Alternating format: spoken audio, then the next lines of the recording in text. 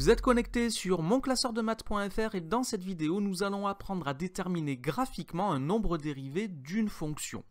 Alors pour commencer, je vous rappelle ce que nous avons déjà expliqué dans une autre vidéo.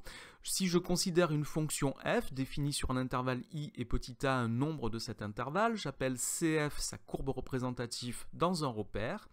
Alors, si f est dérivable en a, la tangente à la courbe CF au point A d'abscisse petit a est d'ordonnée f de a, et la droite qui passe par le point A et dont le coefficient directeur est f' de a. F' de a, c'est le nombre dérivé de la fonction f en a.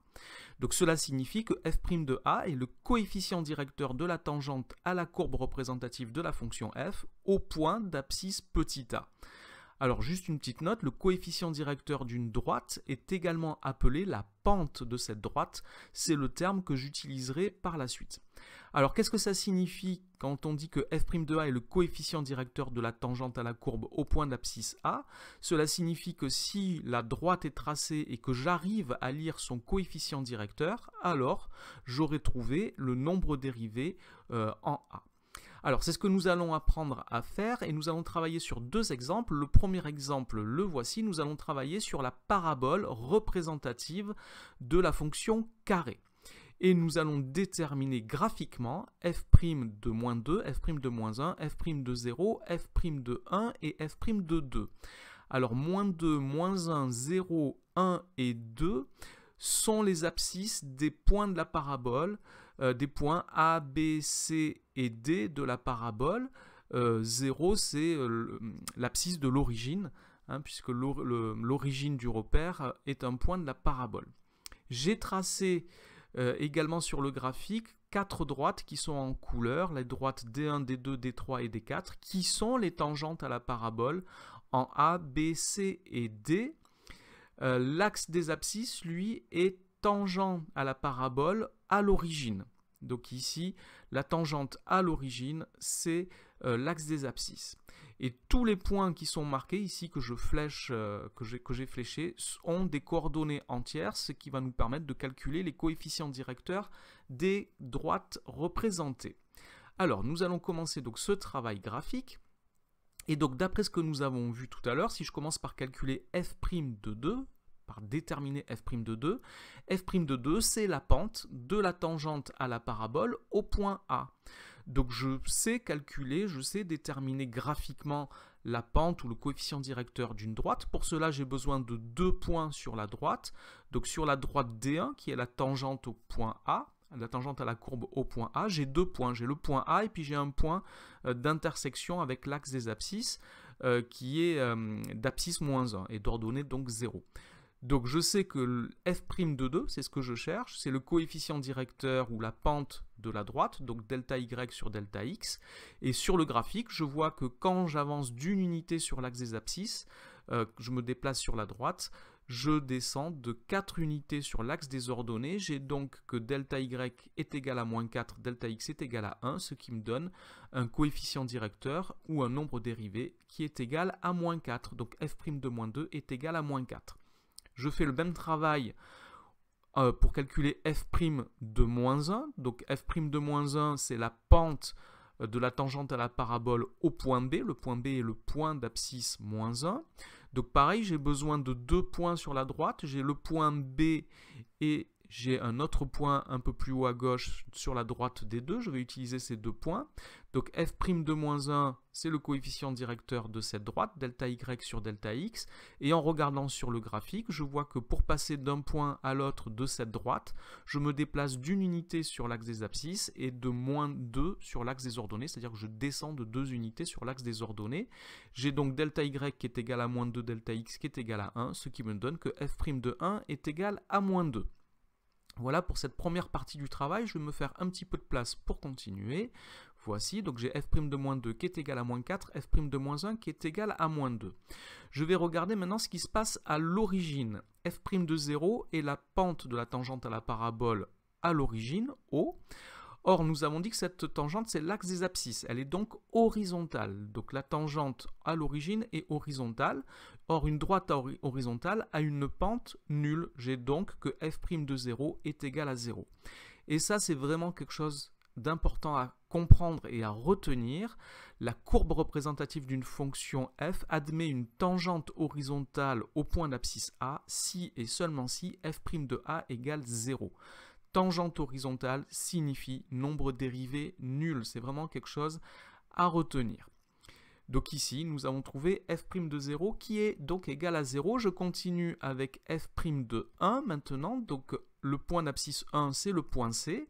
Donc je cherche le coefficient directeur de la tangente à la courbe en C. Donc c'est la droite D3. J'ai besoin de 2 points pour ce faire. Donc j'ai le point C et un autre point ici qui est marqué d'une croix blanche un petit peu plus haut en haut à droite. Oui.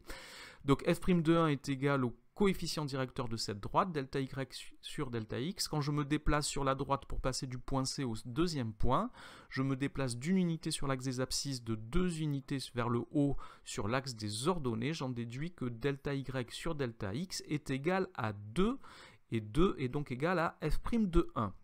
Enfin, f' de 2, c'est la pente de la tangente à la parabole au point D, c'est le point d'abscisse 2. J'ai donc toujours besoin de 2 points, j'ai le point D, puis j'ai le point d'intersection avec l'axe des abscisses, la droite D4 coupe l'axe des abscisses au point d'abscisse 1. Donc f' de 2 est égal à delta y sur delta x, c'est-à-dire quand ici je vois sur le graphique que j'avance d'une unité sur l'axe des abscisses, je monte de 4 unités en ordonnée, ça me fait 4 sur 1, c'est-à-dire 4 pour f' de 2. Voilà les résultats que j'obtiens pour cet exemple. Et donc, il faut absolument se rappeler de deux choses, que le nombre dérivé en A, f' de A, c'est le coefficient directeur de la tangente à la courbe représentative de la fonction au point d'abscisse A, et se rappeler ce que je vous ai expliqué à l'instant, la courbe représentative d'une fonction f admet une tangente horizontale au point d'abscisse A si et seulement si f' de A est égal à 0. Si et seulement si, ça signifie que cela fonctionne dans les deux sens.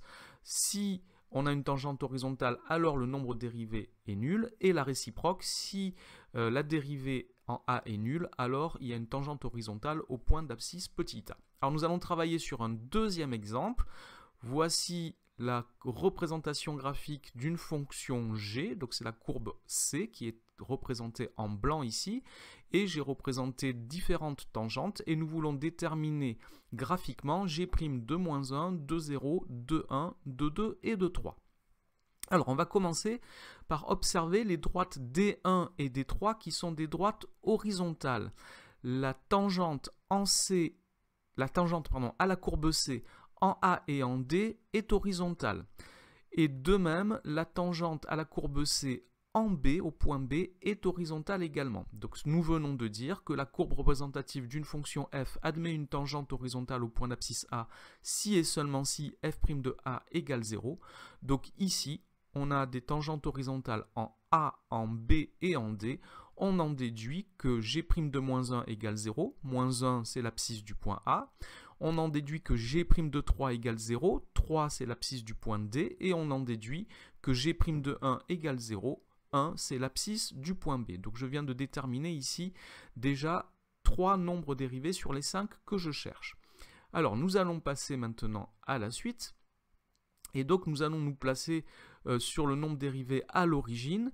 Donc je suis sur la droite D2, donc la tangente à l'origine ici c'est la droite D2, la tangente au point O, la tangente à la courbe au point O. Donc j'ai besoin de 2 points, j'ai le point O et puis j'ai le point d'intersection des droites D2 et D4. Je regarde sur le graphique, je vois que quand j'avance d'une unité sur l'axe des abscisses, je monte d'une unité sur l'axe des ordonnées, je peux en déduire, donc là je vais beaucoup plus vite, j'en déduis que g' de 0 est égal à 1. Delta y sur delta x, c'est 1 sur 1, ça fait 1. Je fais le même travail maintenant au point C. Donc j'ai toujours besoin de 2 points, donc le point d'intersection des deux droites ici et le point C, je vois que quand je me déplace d'une unité sur la droite D4, je descends d'une unité sur l'axe des ordonnées. Delta y sur delta x, c'est donc moins 1 sur 1, ce qui me donne g' de 2 est égal à moins 1. Voilà, là je suis allé beaucoup plus vite. C'est le genre de choses qu'on est capable de faire rapidement si on sait déterminer graphiquement le coefficient directeur d'une droite. Voilà, cette vidéo est maintenant terminée. Merci de l'avoir regardée. N'oubliez pas de lui donner un j'aime, de vous abonner à la chaîne. Au revoir.